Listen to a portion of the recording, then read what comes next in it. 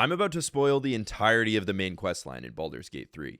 And with one sentence, I have now prohibited you from getting mad at me about it. Now, let me get this straight. Dream Guardian is not actually Dream Guardian, but is instead actually hentai. Ew. And he actually used to be an adventurer from Baldur's Gate, but he also ate the criminals of Baldur's Gate. Ew. But wait, he's actually the Baldur's Gate, and he's actually been deceiving us this whole time. You get the point. No, but seriously, that's far more actualities than I typically allow before I say to hell with whatever shenanigans you're trying to trick me with. This character is the source of so much of my initial playthrough's trauma.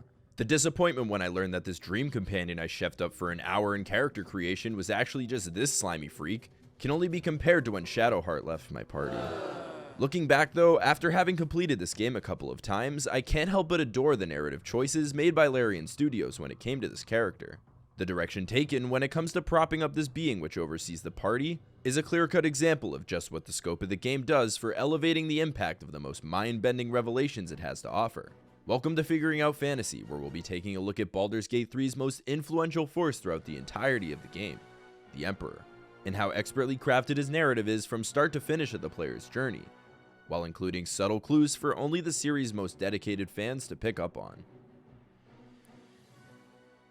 The illithid tadpole we find within ourselves is the driving force for this game right from the very first moments. And beyond just an off-putting feeling of a damn worm being behind your eyeball, this foreign parasite proves to be a potent source of power demonstrated by our telepathic communication with those who are also afflicted. But this power feels rather difficult to wrap our arms around, as it's all sourced from the infamous intellect of the mind flayers we've had less than desirable interactions with up to this point. As we learn rather early on in our journey to find a healer though, our circumstances concerning the tadpole in our brains aren't quite typical. And the very companion that we crafted in the character creation screen comes to us in our dreams to explain a bit more about the reason we haven't turned into these abominations. We come to understand that this dream visitor's protection is that very reason, as well as the fact that they're withholding the Almighty Absolute's influence over our minds. The goblins we encounter throughout Act 1 are proof of the manipulation that we're being spared from thanks to this godlike figure. And as mentioned, we designed this character from head to toe. It can't be understated just how effective that is in establishing the Dream Visitor as a character you feel like you can trust along the way. And this element of familiarity in a world we immediately understand is dangerously foreign puts us at ease while inquiring about our situation, which is what makes its introduction so effective as a sort of crux to the player. We see how they saved us from falling from the Nautiloid, and this, in combination with the protection from the Absolute, cements this figure as the only reason we're able to continue with our adventure as normal. But it's not so straightforward, and the game gives the player a brief opportunity to get skeptical of this mysterious savior before we become too trusting of their intentions. They'll throw out the idea of embracing the power of the tadpole inside of us, presenting us with glimpses of the cataclysmic fight for Faerun going on as we speak, and as they phrase it, it's a fight that we're losing. They make sure to phrase things as you and I, or using the word we when discussing how us as players should be approaching the matters at hand, because it establishes what our Dream Guardian is fighting against to be the same thing that we're supposed to be fighting against. After some time on our own in the world, questing and killing as we please, if we aim to follow Lae'zel's personal storyline, we'll be guided towards the Githyanki Creche, a secret base under the Rosy Morn Monastery.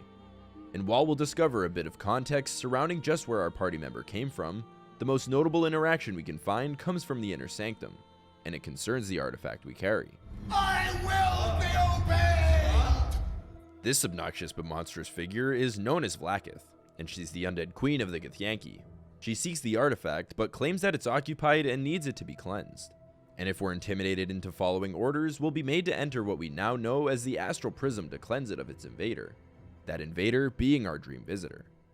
Well, no. She's the reason why I'm not a mind flayer yet. Okay, let's kill the Dream Visitor?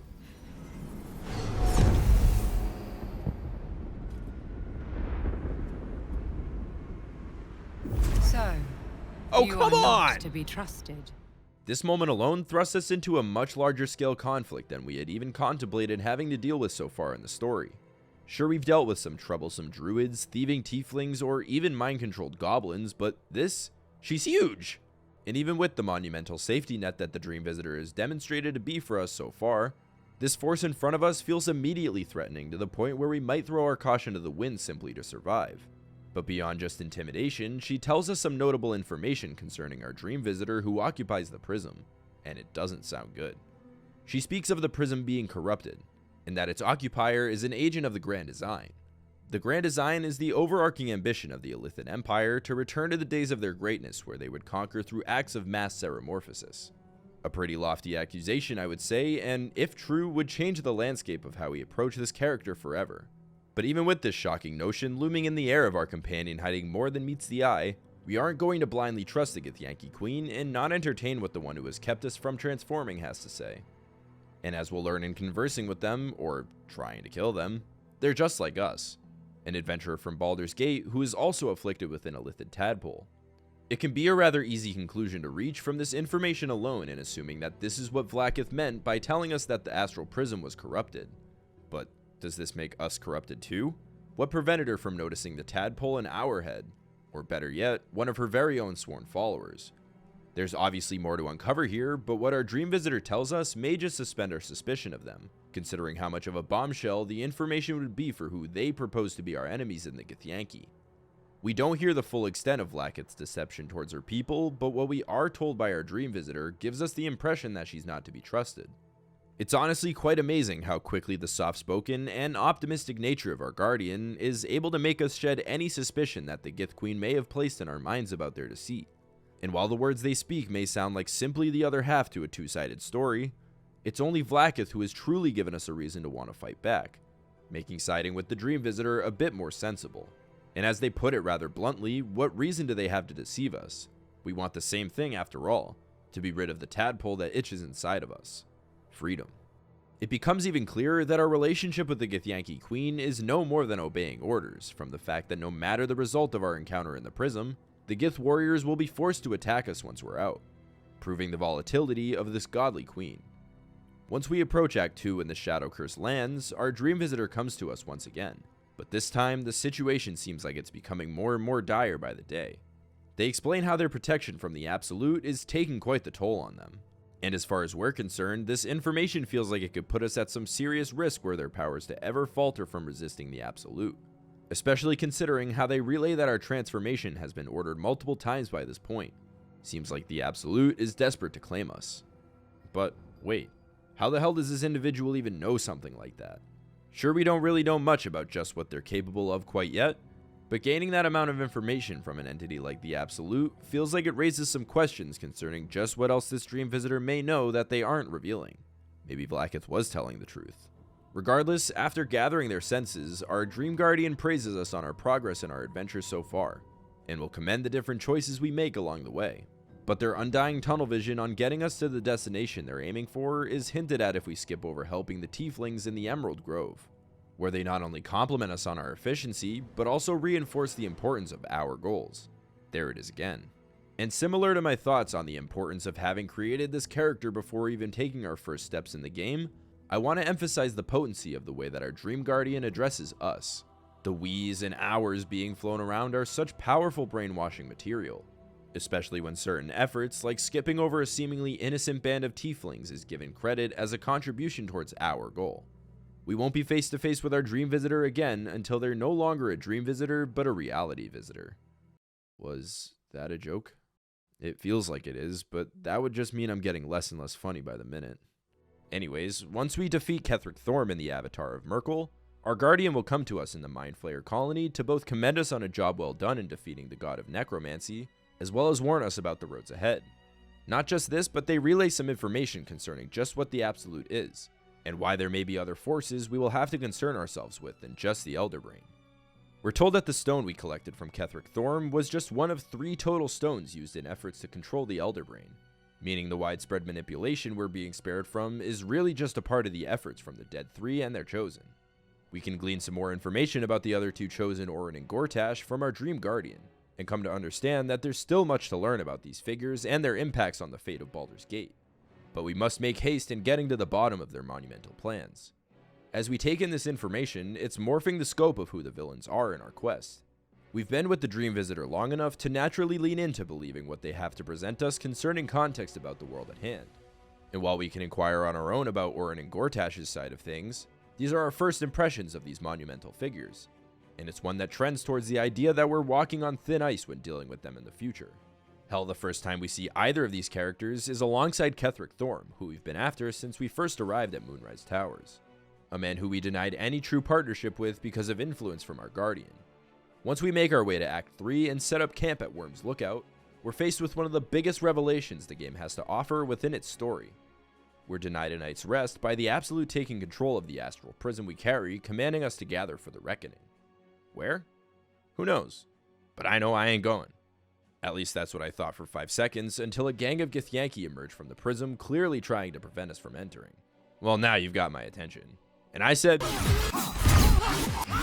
While all of this is happening, we almost switch roles in a way with our Dream Guardian, as this time we're the ones who need to protect them. We make our way into the Astral Prism, where we battle our way through a few more enemies before we encounter likely the first Mind Flayer we've come in contact with since Act 1, and they seem to have a common enemy in us with the Githyanki. After it's struck to the ground by a Gith monk though, it extends a hand to us asking for help. Nope. Ain't no way I'm in the interest of helping a Mind Flayer. Especially when their tentacles are so slimy looking and... Huh? One of the biggest 180s in any game I've ever played. This moment raises all sorts of red flags in relation to what the only unconditional ally we've had up to this point is truly after. Ever since the opening sequences of the game, we've been taught to avoid these abominations. So when learning that this thing is what's been guiding us along the whole way, we're forced to make a decision on whether or not to trust an individual who appears to be our biggest enemies at large this entire time. I guess this is why Vlaakith was so emphatic on labeling them as corrupted. It wasn't the fact that they carried an illithid tadpole, but that they were a whole-ass mind flayer all along. Your bond as a player may be strong enough with this figure solely from the blessing it's offered you in its protection from the illithid transformation, in which case you might see through this shocking new form and acknowledge a clearly human side to him. But if you were suspicious whatsoever about the comments made when it came to embracing the power of the illithid that lives within you, or the controversial encounter after venturing through the Githyanki Creche, this revelation may push you over the edge in hesitating to fully embrace this Mind Flayer going forward. And whether we truly trust his intentions of uniting his allies or not, it becomes apparent that the Githyanki are here to break the chains of their Prince Orpheus, which he says is the sole reason he was able to fend off the control of the Absolute to begin with. This is why the Absolute was able to take control of our astral prism and open a portal into the cosmic realm. The Emperor was under attack and losing his grip on Orpheus, allowing for us to get a glimpse of our own into the powerful mind control we've been spared from. So it begins to feel entirely necessary to keep him alive and prevent this Githyanki invasion. Or maybe it doesn't, but if you're on a kill all NPCs I can find at every turn kind of playthrough, then your kill streak unfortunately can't include this guy, because he wasn't kidding when he said that if he dies, we die. In defeating the horde of Githyanki, the Emperor is able to gain control over Orpheus and once again keep the Absolute at bay. And once he collects himself, he seems to be an open book concerning any questions we may have to ask him. Likely because he feels he needs to reacquire our trust after not being able to reveal the truth how he wanted. He explains how he, like us, was an adventurer. And in his journeys, he encountered Moonrise Towers, which unbeknownst to him, housed a camp of mind flayers who captured and forced him to transform into one of them. After serving under the Absolute, he was able to break free and escape back to Baldurs Gate. He tells of feeding off criminals to sustain his hunger as a mind flayer, as the chances were higher that people wouldn't miss them once they were feasted on. Totally normal. It was back in his home city where he would meet a companion, Duke Stelmane. Together they would govern the Knights of the Shield from beneath the city, and it was under this operation where he would adopt the name the Emperor, given his influence over Baldur's Gate. And all was going well for a change until a familiar face would foil his plans. Enver Gortash, who we had seen grouped with the other two chosen, took the Mind Flayer back to their ruler, where he would continue to serve under the same title as a slight to his previous heights. And how did he end up here where we stand? While in the ranks of the Absolute, Gortash had sent the Emperor out on a mission along with many other Mind Flayers to retrieve the astral prism we now carry. He was the first to find it and recognized that in holding this artifact, his free will was returning. The Mind Flayer followed the feeling inside the prism and discovered Prince Orpheus and his honor guard sealed within. We learn how Vlaakith had sought to take advantage of Orpheus's powers over the illithid, and was the one who sealed him within the prism to wield them as her own. This artifact was lost from her grasp somehow, and this is what encouraged Gortash to send the Legion of Mind Flayers out to find it. And what the Emperor realized in terms of the potential that the prism had in resisting the Absolute, immediately raises the bar for the importance of this artifact in the grand scheme of things. Anyways, lore time's over. Good job, class, you made it through. The amount of information we're able to pull from this being right out of the gate is astonishing. If we were skeptical of a partnership with the Mind Flayer over the course of this event, There is surely enough here to trend us back in the direction of being a bit more trustworthy of him. But he doesn't waste much time in trying to take advantage of both the circumstances and his protective approach so far in offering us to potentially embrace the next stage of the Illithid transformation. Dude, chill out! You already hit me with the crossover ankle breaker and regaining my trust a bit. Just make the layup and lead me onward to whatever schemes you got going on. Don't dribble out to half court and take a Hail Mary in offering me more Illithid nonsense. I will say that I think this is a bit of a weird spot for the game to have offered us this potential enhancement. It's already a scenario in which we're beginning to get skeptical of his intentions after having deceived us this whole time. So why offer such a potent tool for the player at a point where we would likely have the least desire to accept it?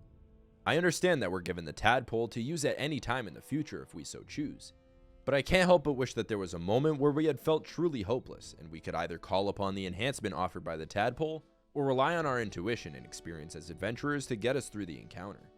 Either way, the Emperor tells us not only to embrace the tadpole in our heads, but to embrace subscribing to this channel if you haven't already. He says it reminds him of his favorite memories adventuring as a young man in Baldurs Gate, leaving comments for other adventurers, or even smashing any like button he could find, hoping for gold to come flying out. So trust the Emperor. He'd never lead you astray.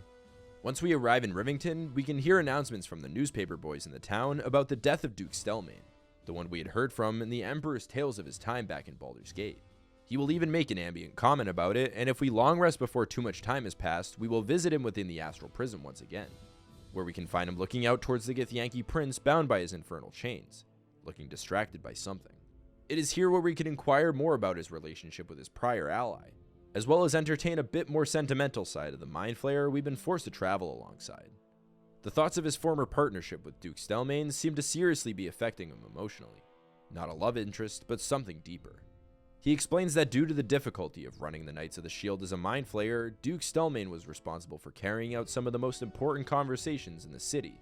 She had proven to be a worthy ally, and though vocal of her uncertainty concerning the form of the individual she was supposed to trust, the Emperor seems to have been human enough for her to place the faith in him required to responsibly run the Knights of the Shield.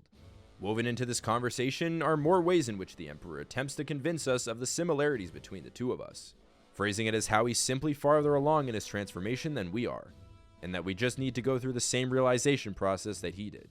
A lot of what he's saying, while we're hesitant to embrace it, is true when we boil things down to that level.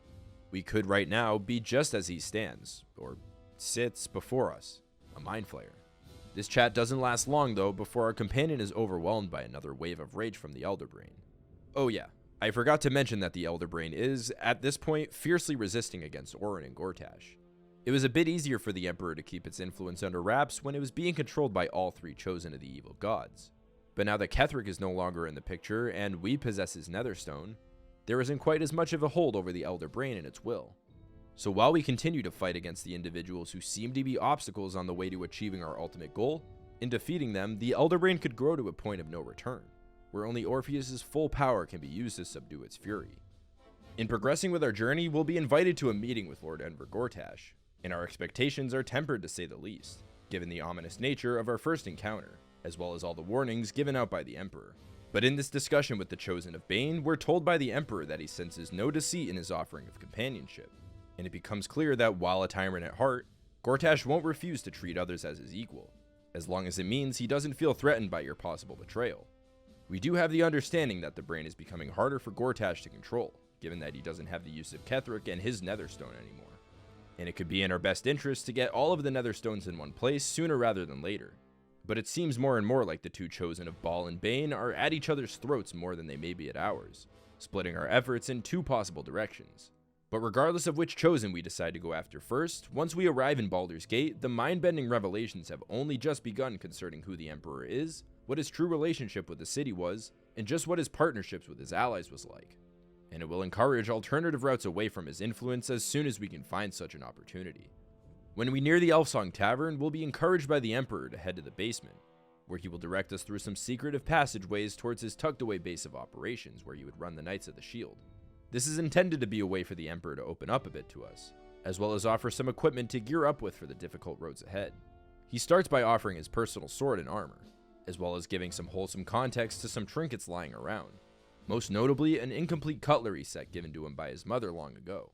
Longtime players of this historical franchise will immediately raise their eyebrows towards this seemingly insignificant detail about the Emperor. He says the memories stir something within him still, but more on that later. What we can find in the nooks and crannies of this lair nearly cement an immediate shift to grossly distrusting anything coming from the Emperor in the future. As beyond the immediate red flags in the chains or the dozen of jars for holding brains, the most damning evidence comes from a pile of books we can find next to a small little desk in the sewer section of the hideout. The open book on the desk is interesting enough about the degradation of Duke Stelmane's illness and what symptoms they could observe, even mentioning a comment about a hooded figure we now know as the Emperor visiting her privately for an unknown reason. But the most telling read can be found in the book on psionic manipulations and countermeasures, headed by a note of the following being a thorough account of how to best protect your mind from illithid manipulation. The very first paragraph of this book reads, "When dealing with mind flayers, remember that it's in their nature to assess the utilities, strengths, and weaknesses of those around them to manipulate in order to get what they want." It follows with, "The best countermeasure you can take against a mind flayer is to simply avoid it. Any attempts to outsmart it will fail." The further and further we read, the more our eyes open to possible deception that the Emperor is trying to trick us with. But even more, a sense of detachment begins to insert itself into the situation, if not already there before. The book mentions to strengthen our relationship with others, as they are the ones who will be able to have our backs when we most need it. This almost makes the Tyrant Gortash or the Chosen of Baal Orin seem like viable choices when it comes to who you will ultimately need to trust in helping to get where you want. In reading this entry, it makes us feel like no matter how power hungry any of the options we have to choose are, as long as it's not the Emperor, they aren't mind flayers. And that may just be the most important character trait a companion of yours will need in the end. There does seem to be some fine print on the self-interested nature of a mind flayer though. It claims that while a mind flayer, they still possess wants and desires. So the only circumstances in which a relationship with a mind flayer may be beneficial to you is if both want exactly the same thing. This makes it clear why the Emperor, while just a dream visitor to us, was so adamant on having us embrace our illithid potential, see the other two chosen as automatic enemies, and ensure that Prince Orpheus stay bound to his chains to be used in resisting the Absolute. Take your last impressions of the location and make your way back to the surface to continue the task at hand. And if you needed a long rest afterwards, you'll be greeted with the deepest level of conversation we've had with the Emperor yet. We even get a chance to romance the Emperor here, and trust me, it'll be tough to wipe the horror off your face while you watch your character caress this thing's tentacles, especially while trying to figure out where its mouth is, which you can even fail a roll to understand where it is, by the way. But to be honest, we know what we're getting ourselves into when we choose to get close to the Emperor like that in this instance. So if you're still on board with seeing things through with him to the end, go ahead. Have some fun. It's not like anybody's watching. Oh my goodness! We've now read what mind flayers are capable of in terms of manipulation, and if we feel a need to challenge the Emperor and call out the ruse he's been putting up, he will insist on showing us a bit of a different side to a flashback we'd already seen once prior. We're treated to front row seats for the true degradation of Duke Stelmane's free will, where examples of what truly happened between her former partner and herself are now being used as a threat to what our current relationship could end up looking like. This flashback shows moments of complete mental and bodily manipulation, even calling back to the moment where we had thought they were both raising their glasses as a cheers to their partnership. It was realistically the Emperor controlling every aspect of her form and forcing her cooperation. This is likely because she might have started to see the Emperor in the same way we might at this point in the story, and it's here where he lays everything out on the table if we choose this direction in dialogue. We're told that we're simply his puppets. Without him, we are nothing, immediately triggering a sort of rewind in your head of each and every moment where he was either disguised as your dream visitor or even in his current form, and trying to sway you in one specific direction. From this very moment, you begin to feel a sense of liberation in the grand scheme of the story. Up to this point, we've been under the impression that we're intended to follow the instructions of this figure from the very first moments we meet them all the way back in Act 1. And only now do we stand with such an accumulation of knowledge to where we can truly begin to think independently of ourselves and feel out the other possible opportunities we may have in front of us. If we ignore the haste desired by the Emperor towards conquering the Elder Brain as soon as we can explore some of the greatest questlines the game has to offer during our time in Baldurs Gate. Most notably, if we're to follow Will's questline and free his father, Duke Ravengard, from Gortash's underwater prison, the Iron Throne, we're keyed into a historic area of Baldurs Gate, located underneath the Wormrock Fortress. And this area carries some of the most shocking information we could learn about the Emperor, and I still can't get over it as a powerful plot twist. The Wormway is one of the most ancient portions of Baldurs Gate, and we can find a statue of Balduran as soon as we enter, acting as a preservation gate for the sanctity of the area, not to mention the convoluted way to even open the passageway to this dungeon. He only allows those who are worthy to enter and test the Wormway trials, which upon completion leads us to the corpse of what seems to be a once mighty dragon. A bit anticlimactic, eh? The dragon's spirit floods your mind and memory in a great torrent of power. He is with you. He is within you. He is you. I am Ansur, heart of the gate, butchered in flesh, risen in spirit. As he states, this is Ansur, one of the oldest members of Baldurs Gate, but he clarifies as we communicate with him through, our mind, I guess, that he's disturbed by the presence of our dear friend, the Emperor, who lies within the astral prism. Balduran. Hey, what did you just call him? Ansur. It's been too... No, for real, what did he... Balduran? Yeah, No. I don't believe it. well said. Yes, the Balduran who founded the Baldurs Gate is who the Emperor truly is. This, surprisingly, is what the cutlery set was alluding to back in the basement hideout in the Elfsong Tavern. Back in the original Baldur's Gate's Tales of the Sword Coast expansion, the party embarks on a mission to uncover what happened to the legendary Balduran. After a shipwreck, you find yourself on the same island that his ship had also washed up on, and in doing some investigating of the area, we can find many of his old possessions still intact, including the ornate butter knife that his mother had given to him for his 18th birthday, allowing keen players with prior knowledge of the universe to figure this twist out before we're forced to be strung along to this point. There appears to be some history here that, yet again, the Emperor chose to withhold from us. Even Ansur sees it as we might at this point, since he calls us the Emperor's thrall. The tensity of the dialogue that ensues could be cut with a knife, perhaps an ornate butter knife, and we come to hear about how this dragon corpse before us was a victim of the Emperor. But the Mind Flayer immediately goes on and attempts to sweet-talk his once treasured ally, falling back on the only way he knows how to communicate with those who he supposedly calls his friends, and Ansur is having none of it. But even if this is the final straw towards your distrust of the Emperor, we're forced to take down Ansur on his behalf. I gave you everything, Balduran, and you repaid me in slaughter. It is time I return the favor. Let my bones rise and the storms gather. Witness, Balduran. The final tempest has come. I am the heart of the gate. I am the one who roars. This time, you will not escape it. And in his defeat, leaves just us and somebody who's got a lot to explain for themselves. Even in light of the events that just unfolded and the information that we're now privy to, the Emperor feels no need to take responsibility for the withholding of information on his end.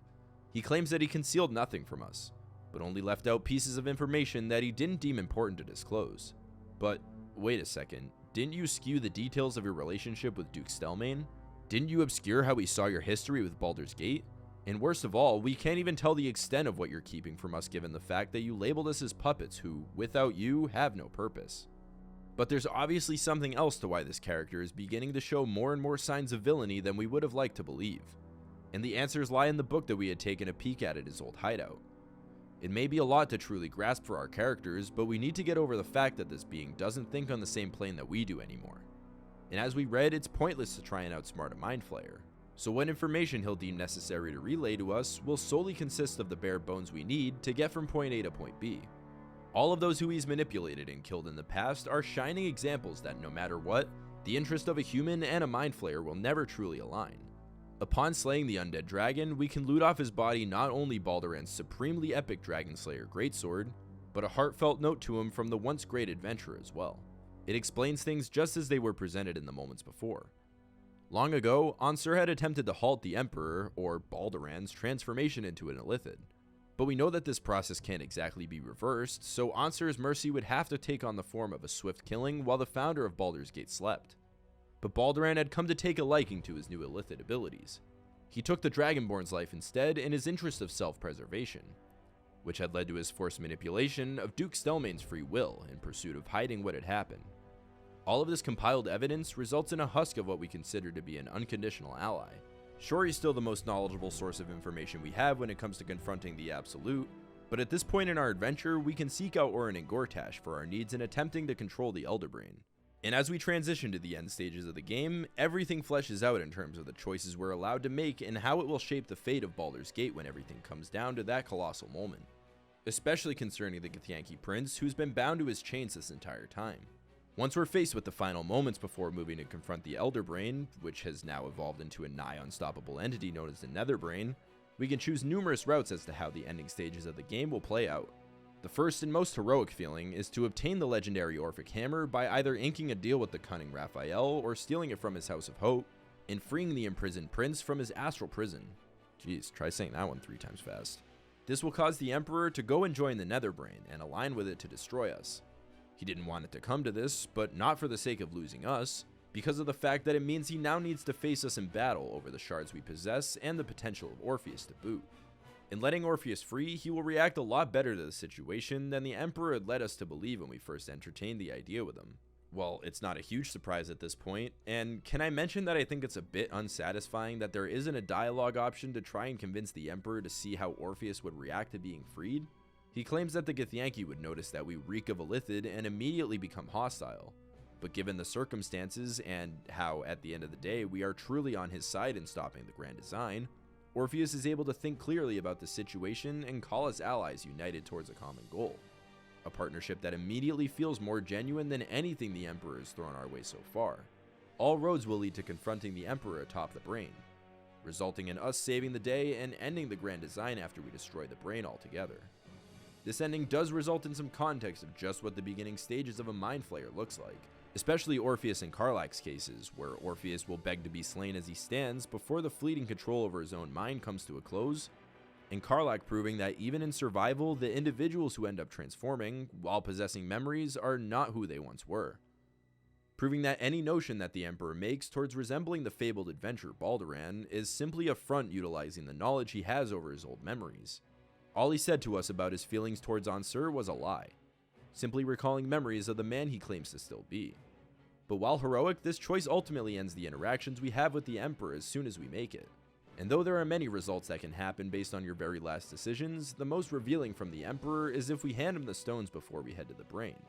As in his final moments, he reveals that he's hesitant to take control over the Absolute himself because of the force that the Githyanki still pose in opposition. But that proves to be the only reason, because if we convince him otherwise and encourage the finishing of the job we started by killing Prince Orpheus, he will take control of the Absolute. The only catch being that our party is rendered to be simple thralls. Just like Duke Stelmane. Just like the Grand Design has always survived.